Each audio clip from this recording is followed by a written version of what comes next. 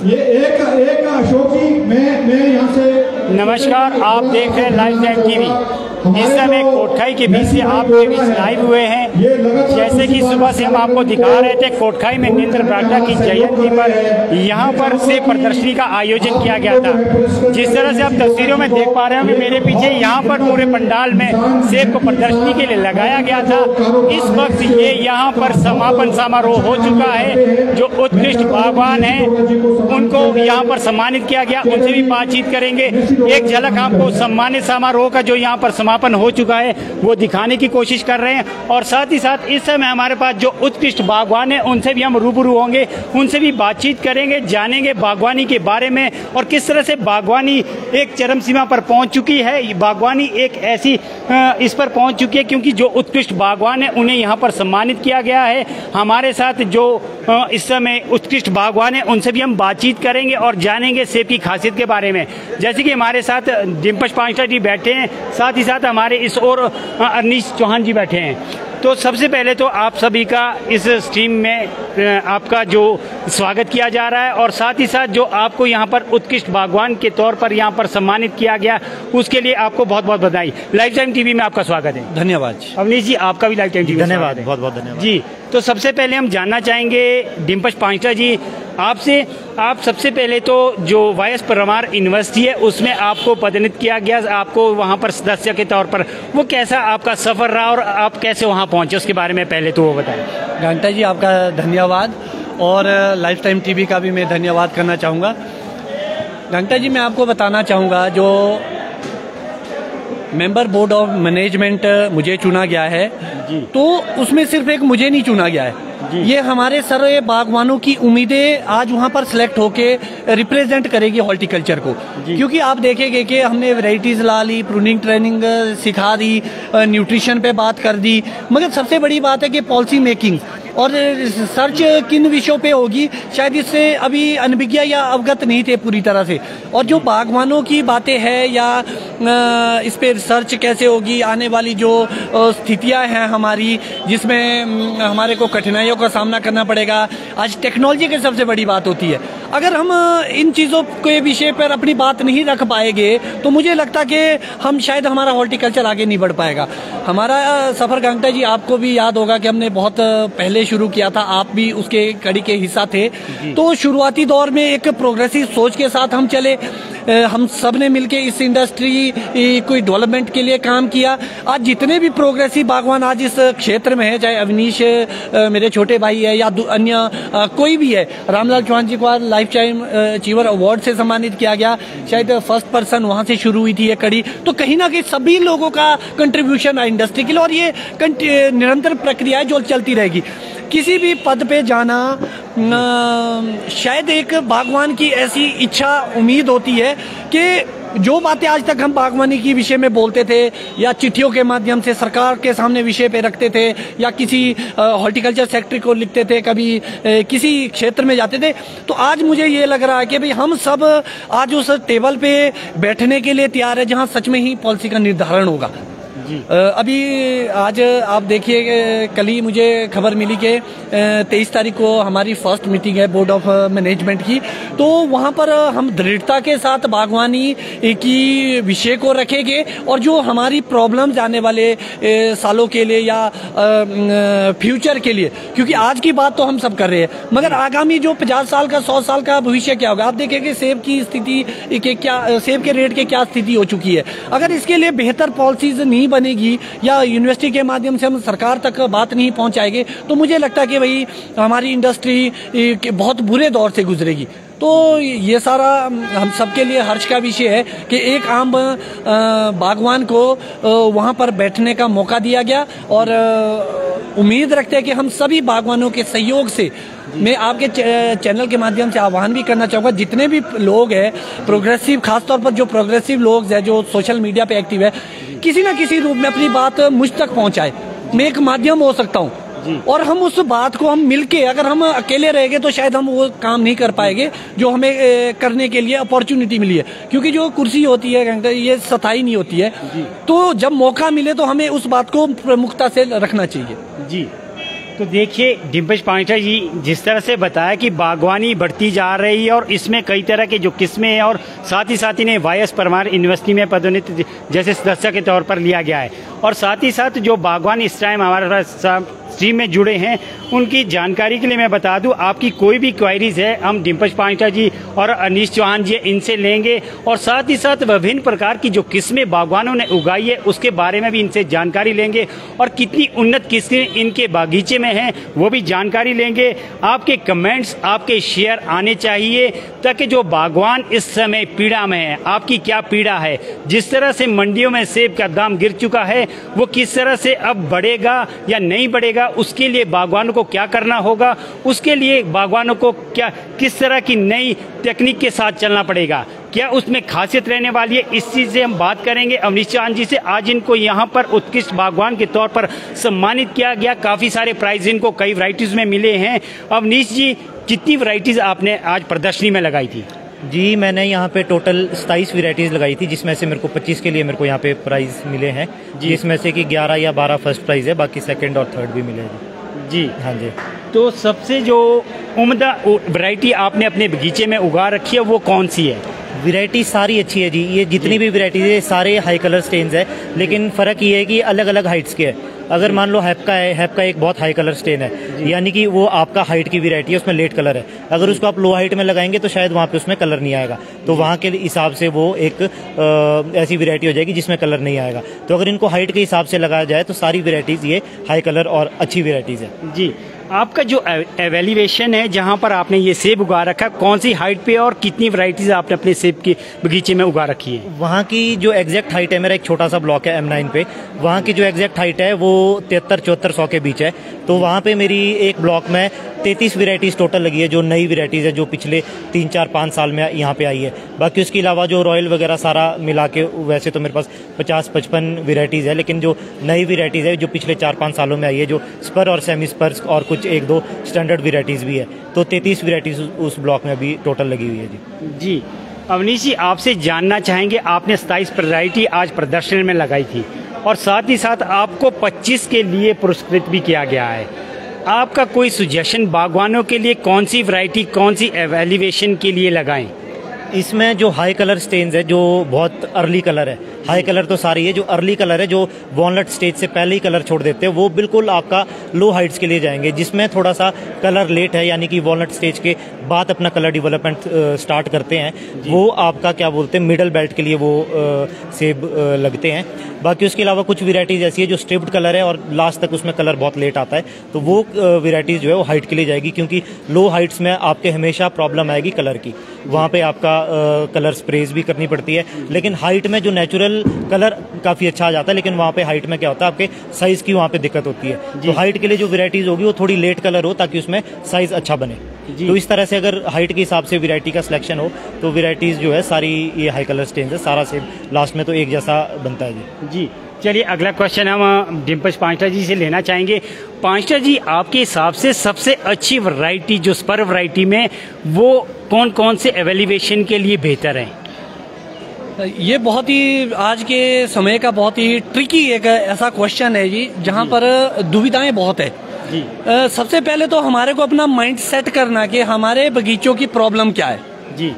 आप बहुत जगह देखेंगे कि आज भी अभी मंच पर से भी बातें हुई कि रॉयल है, बहुत सारी ऐसी एलिवेशन है जहां रॉयल का कोई मुकाबला नहीं है आज भी। तो हमें ये नहीं देखना है, हमें अपनी स्थिति देखनी है। बागवान ये ना सोचे कि नई वैरायटी लगा के ही वो प्रोग्रेसिव कहला सकता है या किसी और चीज।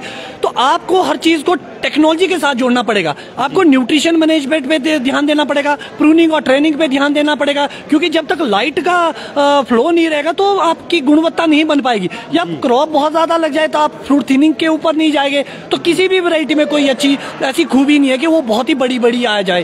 तो रूट स्टॉक का सिलेक्शन आपको अपनी एलिवेशन के हिसाब से करना पड़ेगा। आपके पास पानी अवेलेबल है, आपके पास टेरेन बहुत अच्छा है, प्लेन टेरेन है, तो आप 9 पे आप बागवानी कीजिए। अगर टफ टेरेन में है, क्योंकि मैक्सिमम जगह तो टफ टेरेन है हमारे, जहाँ पर सीढ़ी नुमा खेत है, पानी पीने के लिए नहीं है, तो हमारे को वहाँ पर सीडलिंग पे या दूसरे बड़े रूट स्टॉक 793, 111 उस पे जाना चाहिए। ये सारी जो वैरायटी है, आपको ये देखना कि आपके बगीचों की प्रॉब्लम क्या है। सबसे पहली प्रॉब्लम आएगी लो हाइट्स में जो कलर की आएगी। तो जैसे अभी अवनीश ने बताया कि भाई आपके हाई कलर स्ट्रेन है सारे, तो अभी स्पर वैरायटी की अगर मैं बात करूं तो 2007 से जो मेरा एक्सपीरियंस आज तक है, स्कारलेट 2 का कोई मुकाबला नहीं है। थोड़ी सी ग्रोथ की प्रॉब्लम है, मगर वो ग्रोथ की कमी तब आती है अगर आप न्यूट्रिशन मैनेजमेंट नहीं कर पाए या प्रूनिंग उस तरीके से नहीं कर पाए, क्योंकि ग्रोथ खींचने के लिए हमारे को थोड़ा सा नाइट्रोजन का रेशो इंक्रीज करना पड़ेगा, तो आपको मॉडिफाई तरीके से करना पड़ेगा ये काम।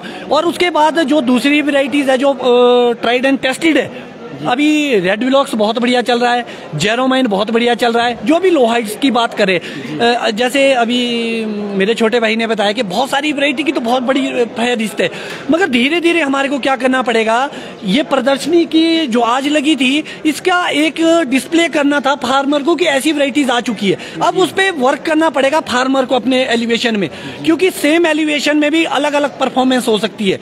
अगर मेरी 5500 की हाइट है और आपकी यहाँ कोटखाई की, तो उसमें भी वेरिएशन तो आपको फार्मर को खुद सिलेक्ट करना पड़ेगा कि जिसको सिलेक्शन के तौर पे लगा सकता है। एक किचन गार्डन की अगर हम बात करें, उसमें आप सारी वैरायटी पे काम कर सकते हैं। आप 50 वैरायटी लगा लिए, 100 लगा लीजिए, 10 लगाई, मगर जो सिलेक्टेड वैरायटी है जिसपे मार्केटिंग भी हो, आप देखिए कि अभी बड़ा भारी क्वेश्चन उठ रहे हैं कि जो नई वैरायटी है वो टेस्टलेस है, जबकि सच्चाई है कि हमारा फार्मर उसको बहुत जल्दी तोड़ रहा है।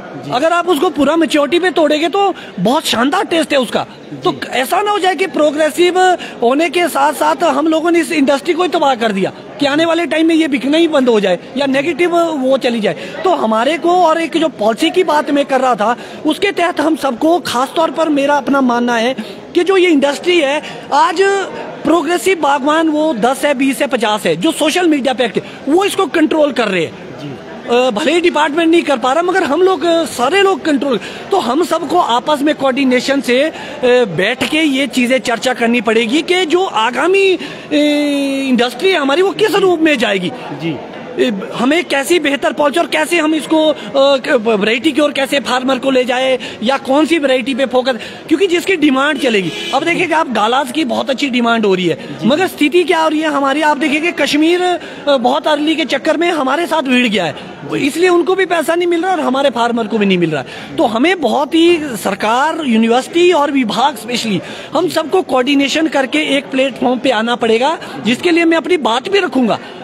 हम सब मिलके अपनी बात रखेंगे कि आगामी जो इंडस्ट्री है वो किस रूप में चलेगी।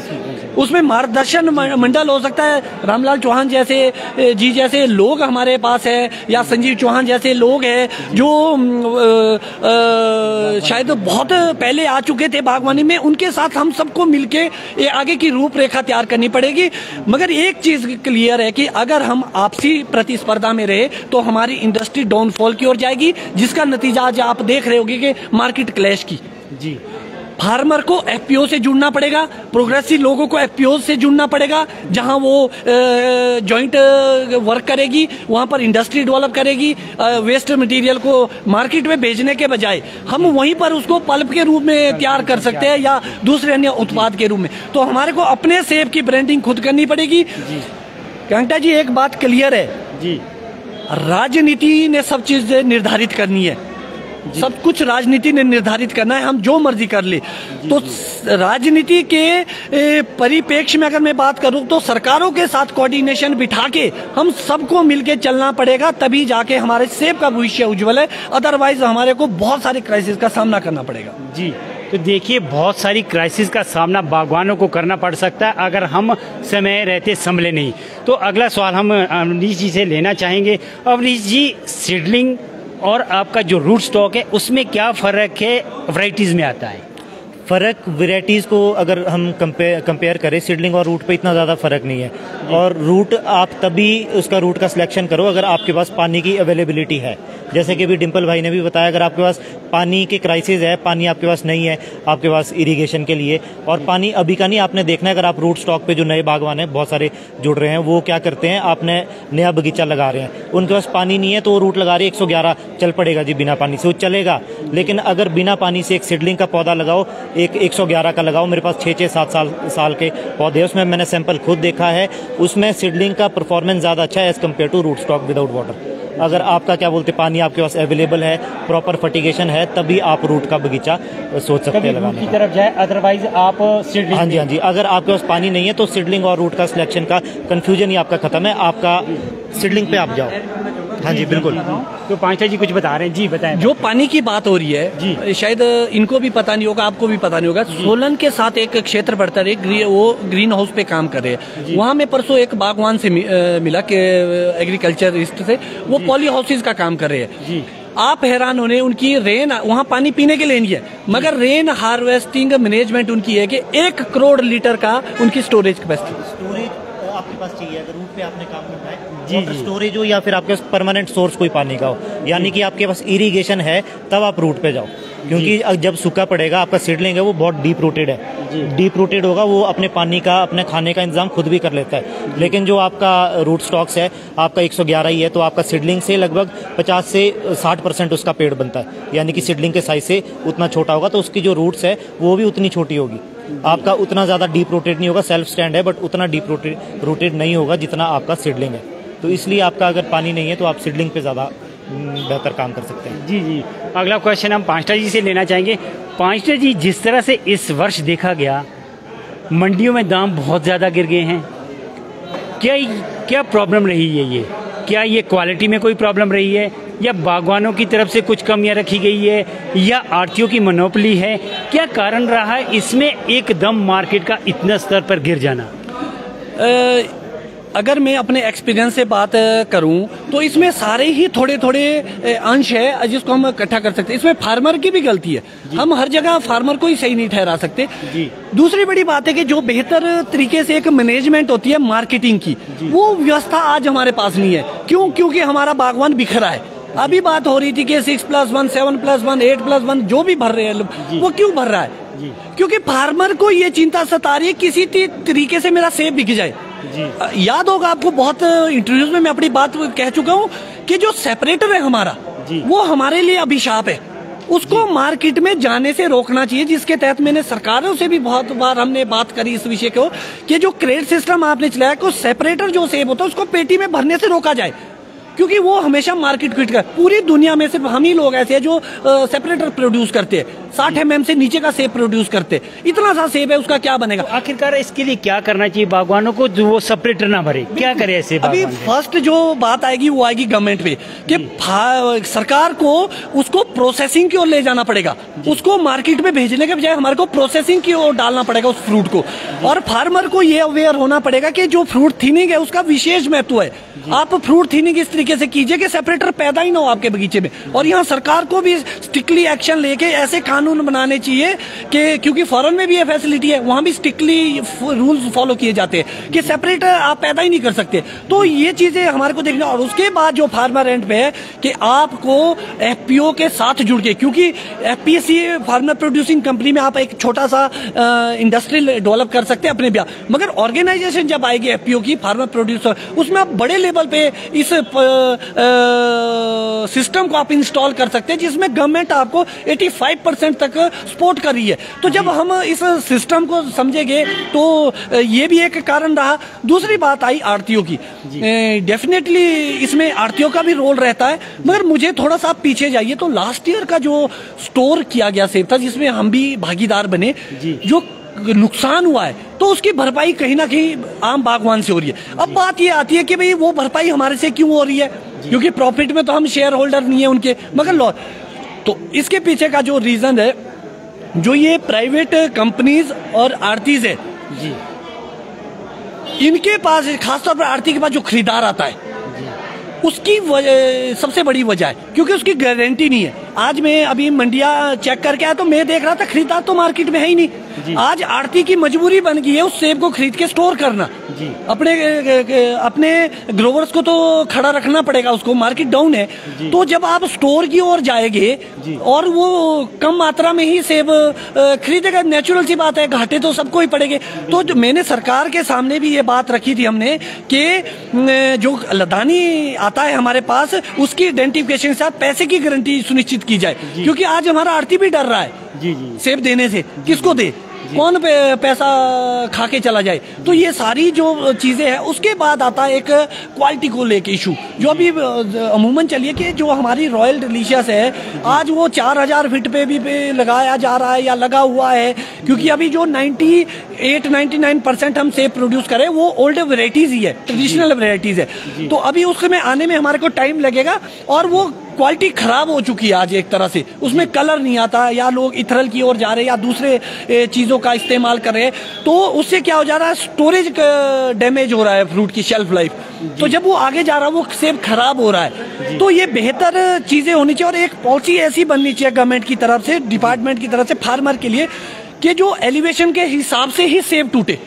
ऐसा ना हो जाए कि भाई आप देखेंगे कि जुलाई में लो हाइट में सेब तोड़ रहे थे और कुछ लोग 8000 फीट की सेब वैरायटी, और ये प्रचलन अगले साल और बढ़ेगा। लोगों को पता कि बाद में मार्केट डाउन होगी, जब सारे लोग एक साथ मार्केट में आ जाएंगे तो मार्केट को डैमेज करेंगे। तो ये बहुत सारे ऐसे रीजन रहे जो मैं मानता हूँ जिससे मार्केट डाउन हुई। और जो ये प्राइवेट प्लेयर्स है, इनके जो रेट खोलने या इनके ऊपर कोई एक लॉ नहीं है, तो आपको भी ज्ञान होगा कि जो ये कमेटी बनी है इनको देखने के लिए, और जो इनके लिए कानून बनाए, उस कमेटी का मैं भी एक सदस्य हूँ, हिमालयन एनजीओ की तरफ से मुझे भी उसमें मनोनीत किया गया है।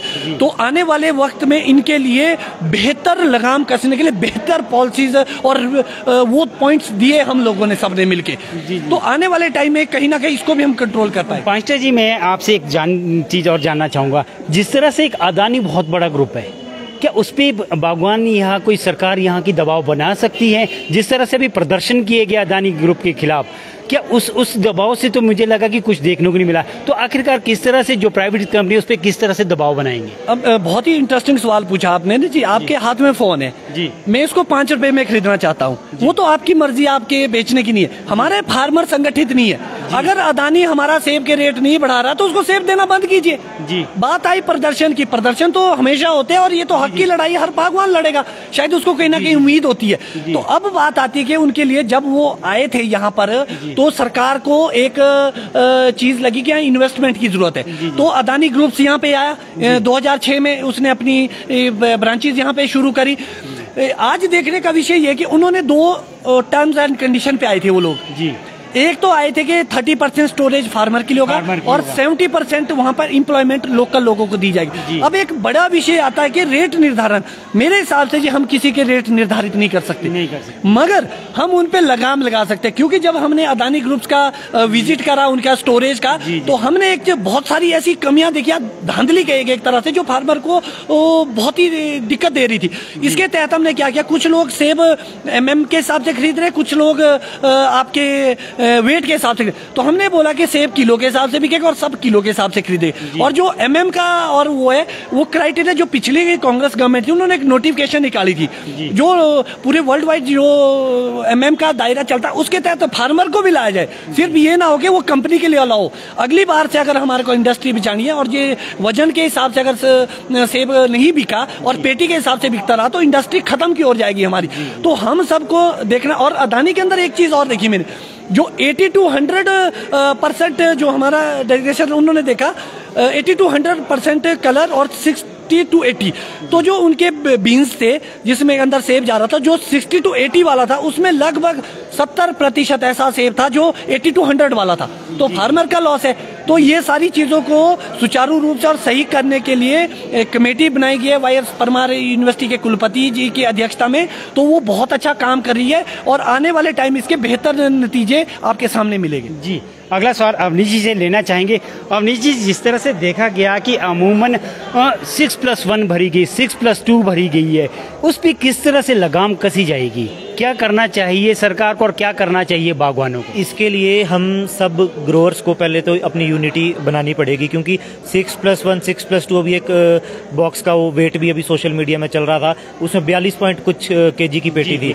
तो उसका मेरे ख्याल से उसका जो रेट आया था सुनने में आ रहा है कि 1600 रुपये वो बिकी थी। तो उसका अगर कैलकुलेट करो तो मेरे ख्याल से 30-35 रुपये किलो के हिसाब से वो आपका सेब बिका है। तो ये रेट बहुत कम है। अपना मतलब रेट सिर्फ दिखाने के लिए, रेट लेने के लिए इस तरह का काम ना करें, क्योंकि आपका इसमें अगर किलो के हिसाब से हम इसको जोड़ें तो इसमें बहुत बड़ा लॉस है सारे ग्रोअर्स का। तो ये ट्रेंड आज बढ़ने जा रहा है। अगर हम इसको अभी नहीं रोकेंगे तो जब को ये देर हो जाएगी, यानी कि ये ट्रेंड बन गया तो बहुत लेट हो जाएगी, और ये क्या बोलते हैं इसको हमें अभी रोकना पड़ेगा। जी, कुछ एक इस तरह का भी हो रहा है, कई एक बागवान गुमराह हो रहे हैं। क्या हो रहा है कि वैरायटीज पे वैरायटीज आ रही है। वो एक क्या हो गया कि एक सैंपल के तौर पर 8-10 पौधे लगा दिए, किसी ने एक पौधा लगा दिया। क्या ये सही दिशा की ओर जा रही है बागवानी? क्या ऐसा तो नहीं हो रहा कि बागवान सिर्फ एक एग्जीबिशन के तौर पर उसमें सैंपल तैयार कर रहे हैं और एक बागवानों को पूरी जानकारी नहीं है? कोई ऐसे बागवान, कई तो काफ़ी ज़्यादा जानकारी रखते हैं, पर कई बागवानों को बागवानों को